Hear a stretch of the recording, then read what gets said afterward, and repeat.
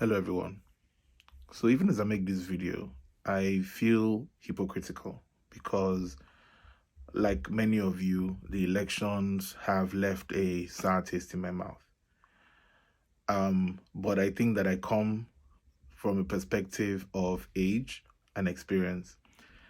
More than many of you, I have witnessed elections from the beginning of democracy in 1999 till today. The kind of hope that we had in Peter Obi has only been replicated twice before.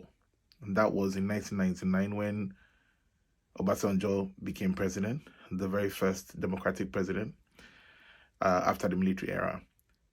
And again when Buhari ran in 2015.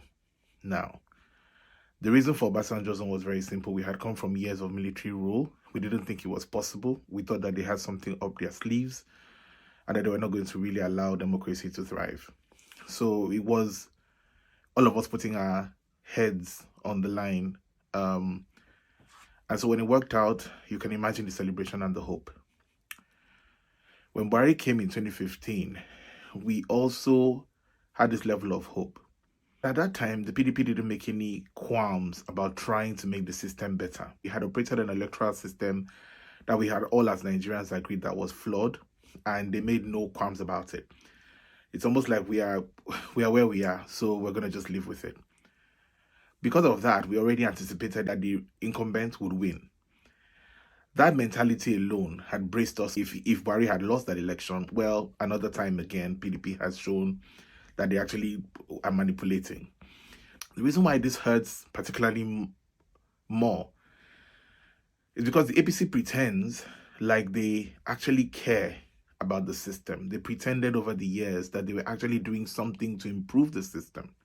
The public actually believed that the APC was doing something about the electoral system that then gave us the hope that Peter Obi actually did stand a chance. That hope translated into people going out of their way, bending over backwards, suffering personal sacrifice to not only get their PVC, but to go out and vote. But in general, and I'm hypocritical for saying this because I also feel very strongly that Peter Obi should have won it, the electoral system as we have it right now did not promise or guarantee us that the best Nigerians would emerge as leaders. It guarantees that the most popular Nigerian, whether it's a fraudster, whether it's a saint, would emerge as leader. The majority will. Now, the question is, where two of the parties have 33, with Kwankwanso, have 13 million people behind them, and APC had 8 million, according to the final results.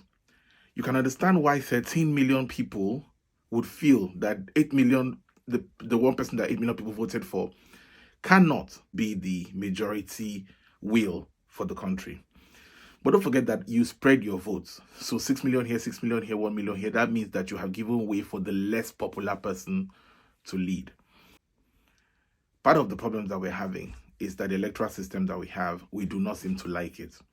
Not because it doesn't work for us in this scenario, but because in general we think that it is not giving legitimacy to whoever wins, especially in a situation like this. But what the candidates have asked you to do is simply to vote. You've done your job. They are proud of you.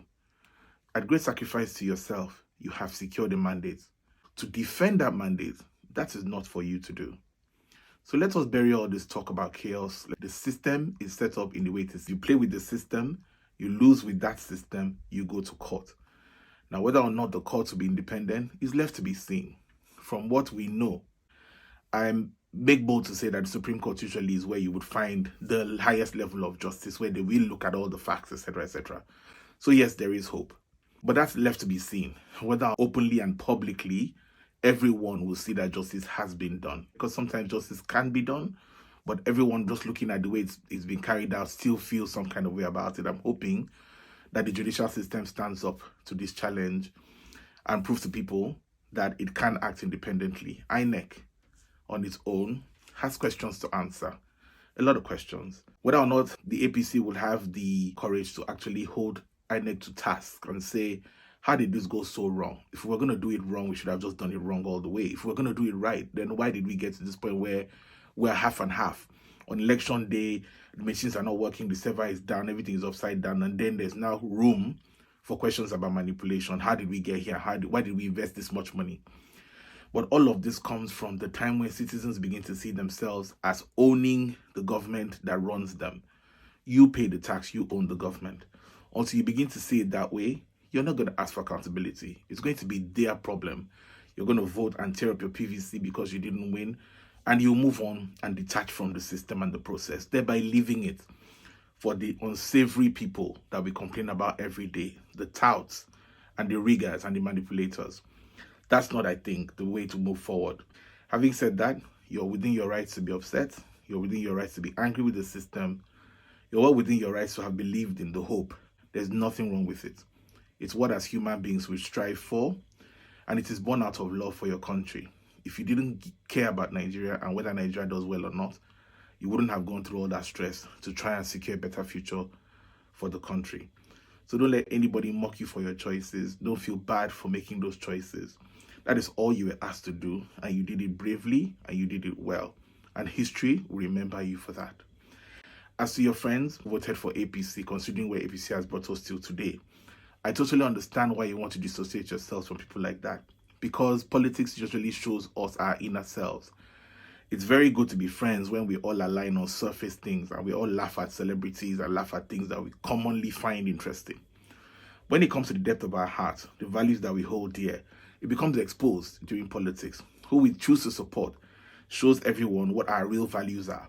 And if we choose somebody who doesn't mind manipulating the system, who does not mind being called a criminal, it almost paints our friends as people of little moral inclination. That also calls to our minds that if any situation ever happens where I have to trust my friend to exercise good judgment, they may not do so. And they will put other factors like tribe and mundane other factors above merit. The question you did ask yourself, do I want to be friends with someone like that? That's a fair question. But don't let it go too far. It's 4 short years. Another election will be upon us. We'll go through the same cycle. For some of you, you'll be older by 4 years or 8 years. And like me, you've seen it all before. You can sort of take a back seat and look at the whole field dispassionately at that time.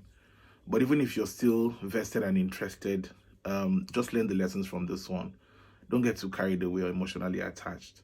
Nigeria will be fine with or without any of the candidates. Nigeria will be fine. We will get there a step at a time. That's it. Have a good one. Cheers.